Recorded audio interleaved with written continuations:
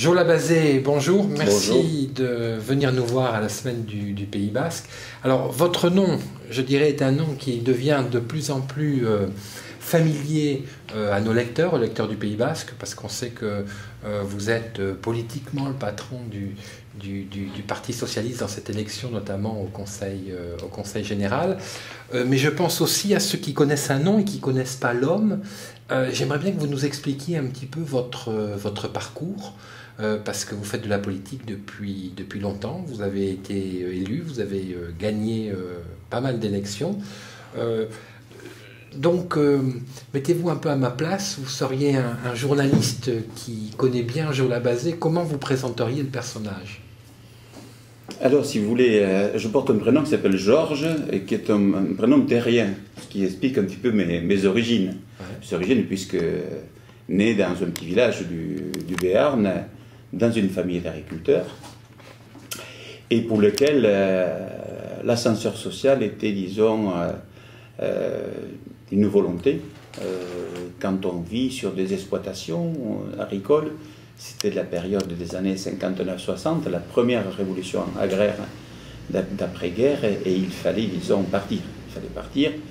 Et donc, mes parents ne me voyaient pas, disons, rester sur l'exploitation qui était très petite. Et j'ai donc passé le concours d'entrée à l'école normale des instituteurs, et je me suis retrouvé à l'école normale des instituteurs de Périgueux en Dordogne. Donc c'est un petit peu cet ascenseur social dont on parle. Et que j'ai reçu donc ma formation en tant qu'enseignant. J'ai enseigné, disons, en Dordogne. Et puis ensuite, ça a été un retour vers mes Pyrénées natales en 1966. Et 66-67, c'est là où j'ai connu un personnage très important qui allait changer d'ailleurs ma vie, ou qui allait permettre mon engagement, qui allait changer ma vie politique. C'était André Labarrère, qui est arrivé tout frais et moulu du Canada, et qui avait décidé de devenir à terme maire de Pau. Voilà. Et comme il était originaire de mon canton, dans le canton de Thèse, ça a été, je dirais, mon mentor au départ. Donc j'ai fait cheminer, si vous voulez, ma carrière professionnelle. J'étais, disons, permanent à la Ligue française de l'enseignement, chargé de l'animation du monde rural, dont je dirais que je suis un fils ou un enfant de l'éducation populaire, voilà, au sens noble du terme, au travers des œuvres post- et périscolaires. Et en même temps, j'ai commencé à m'engager dans les années 69-70, puisque j'étais candidat pour la première fois en 1970, voilà, 40 ans, dans mon canton. Je n'ai pas gagné, mais c'est toujours comme ça, on ne gagne jamais la première fois.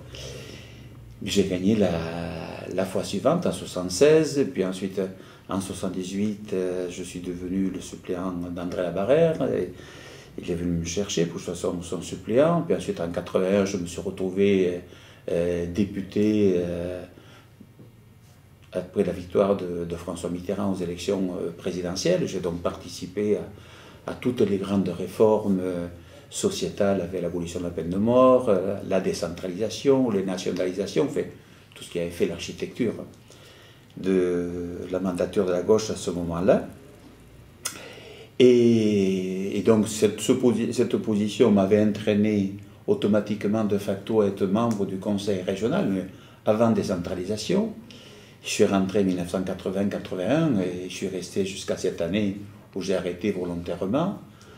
Et puis comme mes électeurs m'ont reconduit au premier tour depuis 1976 dans mon canton, j'en suis à mon 6e mandat, ce qui est déjà pas trop mal, si vous voulez. Voilà un petit peu le cheminement politique.